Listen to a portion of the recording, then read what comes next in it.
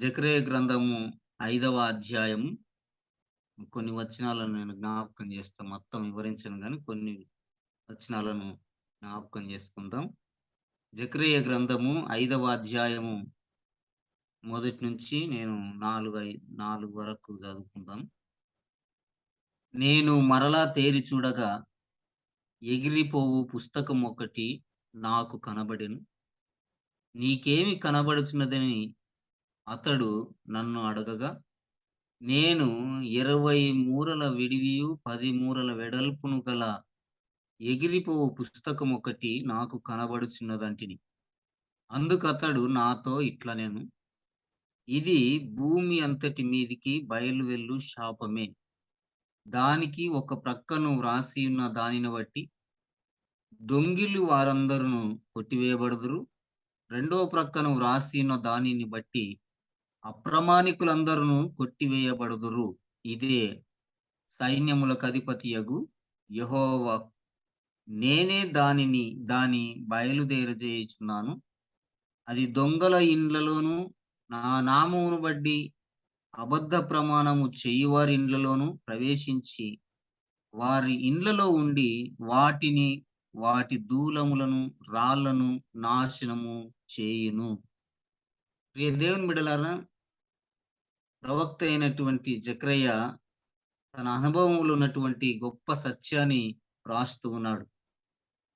రానున్నటువంటి ఈ ప్రపంచ చరిత్రను గురించి, రానున్న రోజుల్లో జరగబోయే సంగతులన్నిటిని గూడా ఒక మర్మముతో కూడినటువంటి సత్యములను రాస్తూ ఉన్నటువంటి పరిశుద్ధ గ్రంథములో 4 పుస్తకాలు దేవుని యొక్క రాకడ సమయంలో జరగబోతున్నటువంటి సంగతులను, మరి రానున్న రోజుల్లో ఏమేమి సంభవించబోతున్నాయి, ఏమి జరగబోతున్నవు అనే సత్యాలను మరి యెహెజ్కేలు భక్తుడు, దానియేలు గ్రంథములో, మరి జెకర్యా ప్రకటన గ్రంథం, ఈ 4 గూడా చాలా చక్కగా ఒకదానితో ఒకటి ముడివేయబడినటువంటి ఒక గొలుసులాగా ఉన్నటువంటి పుస్తకాలు.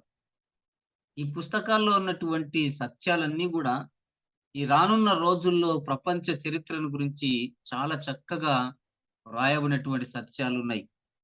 ఇక్కడ గూడా భక్తుడైనటువంటి జెకర్యా తన అనుభవంను చూస్తున్నటువంటి సత్యాలను రాస్తూ ఉన్నాడు. ఆయన తేరి చూస్తూ ఉన్నాడంట. బాగా అబ్జర్వ్ చేస్తున్నాడు. బాగా గమనిస్తున్నాడు. చూచుటకు, తేరి చూచుటకు చాలా వ్యత్యాసం. చూడడం అంటే ఊకే ఇట్లా చూసి విడిచిపెట్టడం వేరు. తేరి చూడడం అంటే ఒకే విధంగా దాన్ని అబ్జర్వ్ చేయడం అన్నమాట. ఏంది అంత విచిత్రంగా ఉన్నది అని తేరి చూసే అనుభవంలో జెకర్యా కనబడుతున్నట్టుగా మనం చూస్తున్నాం. ఆయన చూస్తున్నటువంటి సమయములలో, ఆయన తేరి చూస్తున్నటువంటి సమయములలో ఎగిరిపోచున్నటువంటి పుస్తకం ఒకటి అతనికి కనబడిందంట. జెకర్యా తన చూస్తున్నటువంటిది ఏంటిదంటే ఎగిరిపోతున్నటువంటి ఒక పుస్తకము కనబడింది. దానిని అబ్జర్వ్ చేస్తున్నాడు. దానిని గమనిస్తూ ఉన్నాడు. దానిని బాగా తేరి చూస్తున్నాడు. ఏమిటి ఈ పుస్తకం? రకరకాలుగా ఎగిరిపోయే వాటి ఉన్నాయి గానీ, మరి ఈ పుస్తకం ఎగిరిపోవడం ఏమిటి? ఈ పుస్తకం ఏమిటి? దీని గొప్పతనం ఏంటిది? ఇది ఏమిటని ఆయన ప్రత్యేకంగా తేరి చూసే అనుభవంలో జెకర్యా మనకు కనబడుతున్నాడు. ఆ పుస్తకము ఎగిరిపోతుందంట. ఆ పుస్తకం ఎగిరిపోయి దాని కొలతలు గూడా జెప్తున్నాడు. 20 మూరల విడివియు, 10 మూరల వెడల్పును గల ఎగిరిపోవు పుస్తకం ఒకటి నాకు కనబడుచున్నది. అందుకతడు నాతో ఇట్లనెను, ఇది భూమి అంతటి మీదికి బయలు వెళ్తున్నటువంటి శాపము అని రాస్తున్నాడు. ఎగిరిపోతున్న పుస్తకము ఏమిటంటే అది శాపము. ఈ శాపము ఎవరి ఇండ్లలోనికొస్తది? ఎవరి మీదకొచ్చి ఆగుతది? ఎక్కడికి వస్తది ఈ పుస్తకం అని దేవుని వాక్యములో జ్ఞాపకం చేసుకుంటే, మూడో వచనం అంటాడు. అందుకతడు నాతో ఇట్లనెను, ఇది భూమి అంతటి మీదికి బయలు వెళ్ళు శాపమే. దానికి ఒక ప్రక్కన వ్రాసి ఉన్నటువంటిది, మరి ఆ పుస్తకము తెరిచి చూస్తే ఒక పక్క ఈ విధంగా రాసి ఉంచాడట. ఏంటిది? దొంగిలిన వారందరూ గూడా కొట్టివేయబడతారు. ఇంకొక పక్కన చూస్తే అప్రమాణికులందరూ గూడా కొట్టివేయబడుతారు అని జ్ఞాపకము చేస్తాడు. మొట్టమొదట భూమి మీదికి, మరి కుటుంబాల మీదకి, మనుషుల మీదకి శాపము రావడానికి కారణం ఏమిటంటే అనేక విధాలుగా ఉన్నాయి. శాపగ్రస్తమైనటువంటి జీవితాలు ఈ లోకంలో మనం చూస్తూ ఉన్నాం. మార్గం విడిచి ఇష్టానుసారంగా జీవించినటువంటి వారి కుటుంబాల మీదకి శాపం దిగి వస్తది. ఈ మధ్యలో నేను ఒక ఒక నిన్నటి దినమందు ఒక విషయం చెప్పాను కొందరికి. మన వినాయక చవితి రోజు చాలా మంది దేవుని బిడ్డలు దేవుని సన్నిధికొచ్చేవారు. దేవుని ఆరాధించడానికి వచ్చేవారు. మంచి ప్రార్థన చేస్తారు. మంచి పాటలు పాడతారు. చాలా చక్కగా బాగా విశ్వాసంగా కనబడతారు. కానీ వినాయక చవితి రోజు చాలామంది స్త్రీలు డాన్స్ చేశారు. చాలా రకాలుగా ఆటలాడినారు. అక్కడున్నటువంటి ఆ వినాయకుని దగ్గర అనేకులు రకరకాలైనటువంటి వేషాల ద్వారా ఆటలాడి మరి డాన్సులు చేసి అనేకులను మెప్పించడానికి, సంతోషపడడానికి కార్యములు చేశారు. అయితే నిన్నటి దినమందు జరిగిన సంఘటన ఏదంటే, ఆ డాన్స్ చేసినటువంటి వారిలో కొందరు ఈరోజు హాస్పిటల్‌లో ఉన్నారు. నిన్నటి దినమందు తెలిసిన సమాచారం. కొందరికి బ్లడ్డు తక్కువైపోయింది. కొందరేమో కడుపులో గడ్డ వచ్చేసింది. రకరకాలైనటువంటి రీతిలుగా ఈరోజు మహబూబ్ నగర్ హాస్పిటల్‌లో అడ్మిట్ అయినారు నిన్నటి దినమందు. ఎందుకు ఈ విషయం చెప్తున్నానంటే, నేను జ్ఞాపకం చేస్తున్నాను. మనుషులు ఇష్టానుసారంగా జీవించడం వలన వారి జీవితంలోనికి శాపగ్రస్తమైనదొకటి వచ్చి ఉన్నదనే సత్యం గ్రహించలేకపోతున్నారు. అంతేకాకుండా దేవుని మాటను వినని ఎడల, దేవుని మాటను వినకుండా, దేవుని మాటను లెక్క చేయకుండా, దేవుని మాటను అజాగ్రత్తగా మనం ఉండడం వలన, దేవుని మాట అంటే మనకు ఇష్టం లేనటువంటి వారుగా జీవించడం వలన, ఈ శాపం అనేది మానవుని జీవితంలోనికి దిగి వస్తదనే సత్యము జ్ఞాపకం చేస్తుంది. అంతేకాకుండా భక్తిహీనుల ఇంటి మీదకి దేవుని శాపం దిగి వస్తది. భక్తిహీనులు చాలా మంది భక్తి కలిగినటువంటి వారుగా నటిస్తారు గానీ, అలాంటి వారి విశ్వాసం వారి జీవితంలో కనబడదు. భయం అనేటిది ఉండదు. భక్తి అనేటిది ఉండదు. పైనికి చూడడానికి వేషధారణగా కనబడుతూ భక్తి కలిగినటువంటి వారిగా నటిస్తూ ఉంటారు. ఇలాంటి నటించే వారి కుటుంబంలోనికి కూడా దేవుని శాపము దిగి వస్తదనే సత్యాన్ని జ్ఞాపకం చేస్తున్నాడు. అయితే ఈ శాపం అనేది ప్రియ దేవుని బిడ్డలారా ఎవరి మీదకి దిగి వస్తది? ఎలాంటి వారి ఇంటి మీదకి దిగి వస్తదంటే, మొట్టమొదట ఆ పుస్తకము తెరిచి చూసిన తర్వాత, ఆ పుస్తకములో ఉన్న సత్యం ఏంటిదంటే, ఎవరైతే దొంగిలిస్తారో వారి ఇంటిలోనికి ఈ శాపము దిగి వస్తది అని చక్కగా రాస్తున్నాడు అయితే ఆ పుస్తకంలో రాయబడినటువంటి రీతిగా దొంగలు చాలా మంది ఉన్నారు ఈ లోకంలో. అలాంటి వారి ఇంటిలోనికి శాపం దిగి వస్తది. అలాంటి వారి కుటుంబాలు పాడైపోతవి. అలాంటి వారి జీవితాలు పాడైపోతవి అనే సత్యము ఇక్కడ చాలా చక్కగా రాస్తూ ఉన్నాడు. ఏమిటి దొంగలు ఎవరు? ఆ దొంగతనం చేసేవారెవరు? అలాంటి వారి జీవితంలోనికి ఎలాంటి శాపం దిగి వస్తదంటే, దేవుని వాక్యంలో ముగ్గురు దొంగలున్నారు. ఈ ముగ్గురు దొంగలను గురించి చెప్పి నేను ముగిస్తాను. మిగతా విషయాలు తర్వాత ఎప్పుడైనా జ్ఞాపకం చేసుకుందాం. మొదటి దొంగ ఎవరంటే, మనుషుల వద్ద దోచుకునే దొంగలు చాలా మందున్నారు. మనుషులు అన్యాయముగాను, మోసముగాను, అక్రమంగాను దోచుకునే దొంగలు చాలా మంది ఉన్నారు. ఇలాంటి దొంగలు జీవితంలో మనం జ్ఞాపకం చేసుకుంటే, కష్టపడి సంపాదించడము చాలా కష్టమే. కష్టపడి, ప్రయాసపడి, పనిచేసి, చెమటోడ్చి, సంపాదించుకుని, కుటుంబాన్ని పోషించుకుందాము అనుకునేవారు చాలా మంది తక్కువ. కానీ, అయితే కష్టపడి సంపాదించడం కంటే, అన్యాయంగా సంపాదించడం ఎలాగుంటదంట తెలుసా? దేవుని వాక్యం అంటది, అది తీపిగా, మధురంగా ఉంటదంట. అన్యాయం జేసి, మనుషుల యొద్ద ఒకరిని ఒకరు దోచుకుని, అన్యాయం చేసుకుని, మోసం చేసుకుని, సంపాదించుకునేవాడు వారికి ఏమనిపిస్తదంట తెలుసా? సంపాదన మధురముగా ఉంటదంట. తీపిగా ఉంటదంట. అయితే అక్కడ ఏముంటదనే సత్యాన్ని గూడా భక్తుడు చాలా చక్కగా రాస్తాడు. సామెతల గ్రంథము 9వ అధ్యాయము, సామెతల గ్రంథము 9వ అధ్యాయము 17, 18 వచనాలు చూస్తే, సామెతల గ్రంథము 9వ అధ్యాయము 17, 18 వచనములో, అది తెలివిలేని వాడొకడ వచ్చుట చూచి, దొంగిలించిన నీళ్లు తీపి, చాటున తినిన భోజనము రుచి అని చెప్పెను. దొంగిలించినటువంటి నీళ్ళంటే ఎలాగుంటావంట తెలుసా? అది తీపిగా ఉంటదంట. చాటుకు వెళ్లి తినిన భోజనం రుచి అని చెప్తున్నాడంట. 18వ వచనంలోకొచ్చేసరికి, అయితే అచ్చట ప్రేతలున్నారనియు, దాని ఇంటికి వెళ్ళువారు పాతాళ కూపములో ఉన్నారనియు వారికి ఎంత మాత్రమును తెలియలేదు. అక్కడేమున్నవంట తెలుసా? కష్టపడి సంపాదించలేని వాడు, అన్యాయము మోసం చేసి సంపాదించేవాడు, అనేకులను అబద్ధము జెప్పి మోసంతో సంపాదించినటువంటి వానికి రుచిగా అనిపియొచ్చు కానీ, దేవుని వాక్యం అంటది అక్కడ దయ్యాలున్నవి. అక్కడ పాతాళం ఉందనే సంగతిని గ్రహించలేకపోతున్నారు. చాలా మంది ప్రియ దేవుని బిడ్డలారా ఈ లోకములో మనం చూస్తున్నాం. ఇదే చాలా విషయాలు కనబడుతున్నాయి. నేను అది జేస్తాను, నేను ఇది జేస్తా, నీకు అది ఇస్తా, ఇది ఇస్తా అని చాలా రకాలైనటువంటి అన్యాయాలు, అబద్ధాలు జెప్పి, మోసం జేసి అనేకులు ఈ రోజుల్లో సంపాదిస్తూ ఉన్నారు. సంపాదనిస్తున్నారు. అనేకులు గొప్పవారుగా ఎదగాలని సంపాదనతో మరి వారి ఆశలన్నీ గూడా కొనసాగుతున్నాయి. అయితే దేవుని వాక్యం అంటది, అచ్చట దయ్యాలున్నవి.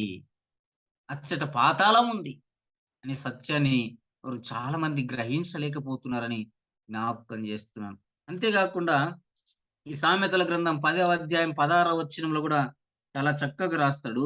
నీతిమంతుని కష్టార్జితము జీవదాయకము, భక్తిహీనునికి కలుగు వచ్చుబడి పాపము పుట్టించునని జ్ఞాపకం చేస్తున్నాడు. నీతిమంతుడు యథార్థంగా ఉండి కష్టపడి సంపాదించినటువంటి సంపాదన తిని తృప్తిగా సంతోషంగా నిద్రపోగలడు.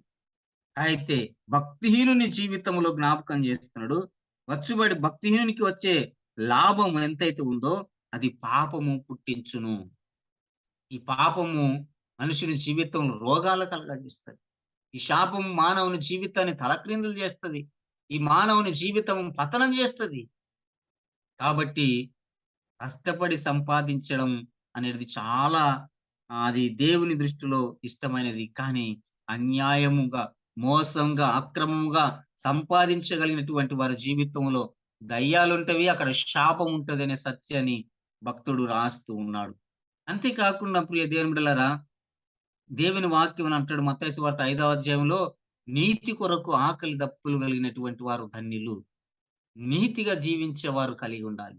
నీతిమంతులకు జీవితంలోనికి ఆశీర్వాదాలొస్తాయి. నీతిమంతుని జీవితంలో అది ఎంతో మేలుకరంగా, నెమ్మదిగా, సమాధానంగా ఉండగలరు. కాబట్టి నీతి కలిగినటువంటి దాని కొరకు మనం ప్రయాసపడాలి.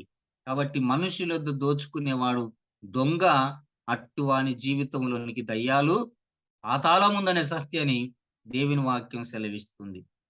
రెండవ దొంగ ఎవరంటే మలాకి గ్రంథము 3వ అధ్యాయంలో మనం చూస్తాం. మలాకి గ్రంథం 3వ అధ్యాయము 8-12 వచనాలు మనం గనక చూస్తే, మలాకి గ్రంథంలో ఇక్కడ మనకందరికి తెలిసినటువంటి భాగమే. ఇది కొత్తదేం కాదు. దేవుని యొద్ద మానవుడు దొంగులునా? మలాకి గ్రంథం 3వ అధ్యాయం 8వ వచనంలో, మానవుడు దేవుని యొద్ద దొంగులునా? అయితే మీరు నా యొద్ద దొంగిలితిరి. దేని విషయంలో మేము నీ యొద్ద దొంగిలితిమని మీరందరూ 10వ భాగమును ప్రతిష్ఠిత అర్పణలు ఇయ్యక దొంగిలితిరి అని జ్ఞాపకం చేస్తున్నాడు. చాలా మంది ఈ రోజుల్లో మనుషులొద్ద దోచుకునేవారు కాదు గాని, మనుషులొద్దనే దొంగతనం చేసేవారు అనుకుంటే తప్పు గాని, దేవుని యొద్ద గూడా దొంగిలించేవారు చాలా మంది ఉన్నారు ఈ లోకంలో. దేవుని బిడ్డలు, విశ్వాసులు దేవుని వాక్యము చేత బోధించబడుతున్నారు. దేవుని వాక్యం చేత హెచ్చరించబడుతున్నారు. దేవుని వాక్యం చేత గద్దించబడుతున్నారు. ఆయా రీతులుగా అనేకమైన దైవజనుల ద్వారా దేవుని వాక్యము విరివిగా ప్రకటించబడుతున్నప్పటికీ కూడా మానవుడు ఇంకా దేవుని యొద్ద దొంగిలుతూనే ఉన్నాడు. ఇలాంటి దొంగల జీవితంలోనికి శాపము దిగి వస్తుంది. ఆ ఎగిరిపోతున్న పుస్తకము ఆరి జీవితంలోనికి దిగి వస్తుందనే సత్యాన్ని జ్ఞాపకం చేస్తున్నాడు. అయితే దేవుని యొద్ద దొంగలునా అని జ్ఞాపకం చేస్తున్నాడు. దశమ భాగము ప్రతిష్ఠిత అర్పణలను ఇవ్వక మరి ఇలాంటి దొంగతనాలు చాలా మంది చేస్తున్నారనే సత్యాన్ని జ్ఞాపకం చేస్తున్నాడు. చాలా మంది జీవితంలో అనేకమైనటువంటి ఆ పనుల కొరకు కష్టపడి సంపాదించుకుంటాం. అనేకమైన సంపాదన వస్తది. అన్నీ వస్తాయి కానీ దేవునికి దశమ భాగములు చాలా మంది ఇవ్వలేకపోతున్నారు. ఈ రోజుల్లో బేతనింబి చర్చి జడ్చల చాలా చక్కగా అందరూ కూడా చాలా చక్కగా దేవుని యందు భయము కలిగి దశమ భాగాలిచ్చి ఈరోజు కొందరు సేవకులకు సహాయం చేయగలిగినటువంటి సంఘముగా ఉంది. మంచిది. మహబూబ్‌నగర్ కలవరింబి చర్చి సహాయం చేస్తుంది. అక్కడ అనేకులు దశమ భాగాలు ఇస్తారు. వారు దేవుని ఇచ్చి మహిమపరుస్తున్నారు. దాని ద్వారా దేవుని సేవ విరివిగా ప్రకటించబడుతుంది. కానీ కొన్ని సంఘాల్లో విశ్వాసులు దశమ భాగాలు ఇవ్వలేక వ్యర్థమైన వాటికి ఖర్చు పెడతారు. ఇష్టానుసారంగా ఖర్చు చేస్తారు. ఒక ఫంక్షన్ జేస్తారు. ఒక కార్యక్రమం జేస్తారు. వేలు, లక్షలు ఖర్చు పెట్టి చేస్తారు కానీ, దేవునికి ఇచ్చే విషయంలో చాలా మంది వెనకబడిపోతున్నారు. అయితే దేవుని యొద్ద దొంగతనం జేస్తున్నారు. దేవునికి ఇవ్వవలసింది ఇవ్వలేక, దే దేవునికి ఇవ్వవలసినది మనం ఇవ్వలేక చాలా సార్లు మన జీవితంలో వెనకబడిపోతున్నాం. చాలామంది మనకు తెలుసు. ఈ అడా కమిటీ ద్వారా ప్రేయర్ స్టార్ట్ జేసి, వాలంటీర్ నెట్‌వర్క్ అని ఒకటి ఏర్పాటు చేసాం. కానీ చాలా మంది ఇవ్వలేకపోతున్నారు. అయ్యో! దీని ద్వారా ఎంబీ మిషన్ ప్రాపర్టీ కాపాడొచ్చు గదా! దీని ద్వారా సంస్థకు కావాల్సినటువంటి వాటిని సమకూర్చుకోవచ్చు గదా! ఈ వాలంటీర్ నెట్‌వర్క్ ద్వారా అనేక మంది సేవకులను పోషించొచ్చు గదా! అని ఆలోచన ఉన్నప్పటికిని గూడా చాలా మంది ఇవ్వలేకపోతున్నారు. అయితే నేను జ్ఞాపకం జేస్తాను. దేవుని యొద్ద దొంగతనం జేసేవారు చాలా మందున్నారు. మనుషుల యొద్ద దోచుకునేవారు కొందరుంటే, దేవుని యొద్ద దోచుకునేవారు, దొంగిలించేవారు చాలా మంది ఉన్నారు. ఇలాంటి వారి జీవితంలోనికి శాపము దిగి వస్తుందనే సత్యాన్ని జ్ఞాపకం జేస్తున్నాను. కాబట్టి దశమ భాగములనేటివి, ప్రతిష్ఠిత అర్పణలనేటిది దేవునికిచ్చి, దేవునిని మహిమపరచవలసినటువంటి బిడ్డలుగా మనం ఉండాలనే సత్యము జ్ఞాపకం జేస్తున్నాడు. మూడో విషయం నేను జ్ఞాపకం చేసి నేను ముగిస్తానింకా. మూడవ దొంగ ఎవరంటే, దేవుని వాక్యంలో మనం చూస్తాము. యెషయా గ్రంథము 56:7లో, యెషయా గ్రంథం 56, 7వ వచనంలో మనం చూద్దాం. యెషయా గ్రంథం 56వ అధ్యాయం 7వ వచనంలో ఈ విధంగా రాస్తాడు. నా మందిరము సమస్తమైనటువంటి జనులకు ప్రార్థన మందిరముగా ఉన్నదనే సత్యాన్ని జ్ఞాపకం చేస్తాడు. యెషయా గ్రంథం 56, 7వ వచనం. నా ప్రార్థన మందిరములో వారిని ఆనందింపజేసేదను. నా బలిపీఠం మీద వారర్పించు దహన బలులను నాకు అంగీకారములగును. నా మందిరము సమస్త జనులకు ప్రార్థనా మందిరమనబడునని జ్ఞాపకం చేస్తున్నాడు. మూడవ దొంగ ఎవరంటే, ప్రార్థన సమయమును దొంగిలించేవారు దొంగలు. ప్రార్థన సమయాన్ని ఈ రోజుల్లో దేవుని మందిరంలోనికి వెళ్లి ఆరాధించాలి. ప్రార్థన సమయం ఈరోజు ప్రార్థన దినము గదని మరి అలాంటిది ఆలోచించకుండా, గ్రహించకుండా ఏం చేస్తారంటే, వారికి సొంత పనులకి ఎక్కువగా ప్రాధాన్యత ఇస్తారు. సొంత పనుల మీద చాలా మంది వెళ్తారు. టైమ్ పాస్ చేస్తూ ఉంటారు. చాలా రకాలుగా అయ్యా! ఒక గంట సేపు ప్రార్థనకు రండి అంటే, సార్ ఈ రోజుల్లో ఇప్పుడు కొత్తగా ఏమైందంటే టీవీలో సీరియల్‌కి చాలా ఎక్కువగా ప్రాధాన్యత ఇస్తున్నారు. టీవీలో వచ్చే యాడ్స్‌కు లేకపోతే టీవీలో వచ్చేటటువంటి ప్రోగ్రామ్‌లకు ఎక్కువ సమయాన్నిచ్చి, దేవుని మందిరానికి రాకుండా ప్రార్థన సమయాన్ని దొంగిలిస్తున్నారు. అయ్యా! ఈరోజు ఆదివారం ఆరాధన ఉంది. దేవుని మందిరానికి రండంటే, సార్ ఈరోజు నాకు వేరే పనుంది. నేను అక్కడికి వెళ్తాను. నేను ఇక్కడికి వెళ్తాను. నాకు ఈ పనుంది. నాకు ఆ పనుందని అనేకమైనటువంటి అబద్ధములు జెప్పి, సాకులు జెప్పి ప్రార్థన సమయాన్ని దొంగిలించేవారు చాలా మందున్నారు. అయితే దేవుని వాక్యం అంటది, నా మందిరము ప్రార్థన మందిరము. అనేకులు అక్కడ చేరి ప్రార్థించవలసినటువంటి వారు. కానీ ఇలాంటి ప్రార్థన సమయాన్ని దొంగిలించేవారు చాలా మంది ఉన్నారనే సత్యాన్ని జ్ఞాపకం చేస్తున్నాను. అయితే దేవుని వాక్యములో అంటాడు, మత్తయి సువార్త 21:13లో అంటాడు, నా మందిరము ప్రార్థన మందిరము గదా! అయితే మీరు దానిని దొంగల గుహగా చేసి ఉన్నారంటాడు. నా మందిరము సమస్త జనులకు ప్రార్థన మందిరం గదా! నా మందిరం ప్రార్థన మందిరం గదా! అయితే మీరు దానిని దొంగల గుహగా దొంగల గుహగా మీరు చేసి ఉన్నారనే సత్యాన్ని జ్ఞాపకం చేస్తున్నాడు. ప్రియ దేవుని బిడ్డలారా, మందిరాలు 2 రకాలుగున్నాయి. 2 మందిరాలున్నాయి. ఒకటి శరీర సంబంధమైనటువంటి మందిరాలు. అవి 4 గోడలు కట్టినటువంటివి. ఇవి శరీర సంబంధమైనటువంటి మందిరాలు.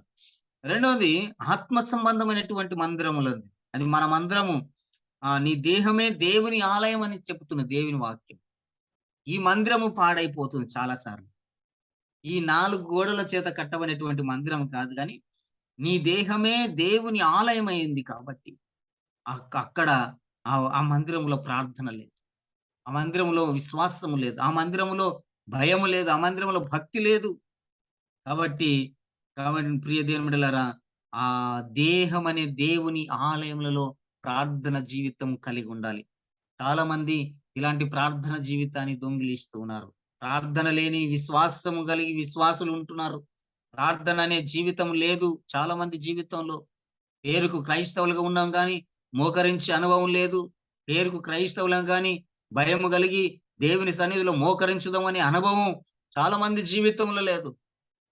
ఈ ఉదయకాలమందు మనం ఇలాగు దేవుడు మనకిచ్చినటువంటి భాగ్యాన్ని బట్టి 5-6 గంటల వరకు మనం ప్రార్థన చేస్తున్నాం. దేవుని సన్నిధిలో దేవునితో సహవాసం చేస్తున్నాం. దేవుని సన్నిధిలో గడుపుతున్నాం. కాబట్టి ఇంకా చాలా మంది భక్తులనేవారు, విశ్వాసులనేవారు ఈ సమయాన్ని లేక సోమరులుగా నిద్రించేవారు చాలా మంది ఉన్నారు. ఇలాంటి ప్రార్థన జీవితాన్ని ఎగతాళి చేసేవారు చాలా మంది ఉన్నారు. ఈ ప్రార్థన జీవితాన్ని తొలగించుకోమని హెచ్చరించే వాళ్ళు చాలా మంది ఉన్నారు. చాలా మంది జీవితంలో నా జీవితంలో నేను చూసాను అలాగ. ప్రార్థనకెందుకు పోతావు? ఎందుకు జూమ్‌లోకి పోతావు? ఎందుకు వారితో సహవాసం చేస్తావు? చాలా రకాలుగా మాట్లాడే వాళ్ళున్నారు. హెచ్చరించే వాళ్ళున్నారు. కానీ దేవుడిచ్చిన సమయాన్ని దొంగిలించకూడదు. దేవునితో సహవాసం చేయాలి.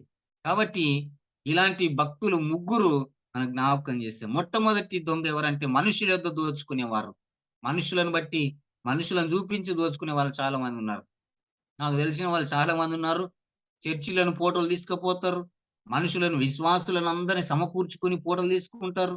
అక్కడ ఎవరికో ఫారెన్ వారికో ఎవరికో లెటర్‌లు రాస్తారు. వాటన్నిటిని చూపిస్తారు. చూపిచ్చి చాలా మంది అన్యాయంగా, మోసంగా సంపాదించుకునే వాళ్ళు గూడా చాలా మంది ఇలాగున్నారు. ఇలాంటి దొంగల జీవితంలోనికి దేవుని శాపము దిగి వస్తుందనే సత్యం దేవుని వాక్యము జ్ఞాపకం చేస్తుంది. రెండవ దొంగ దేవుని యొద్ద దశమ భాగం ఇవ్వకుండా దొంగిలించే దొంగల జీవితంలోనికి ఆ ఎగిరిపోతున్న పుస్తకము దిగి వస్తదనే సత్యాన్ని జ్ఞాపకం చేస్తున్నాను. మూడవ దొంగ ఎవరంటే ప్రార్థన సమయమును దొంగిలించే దొంగలు.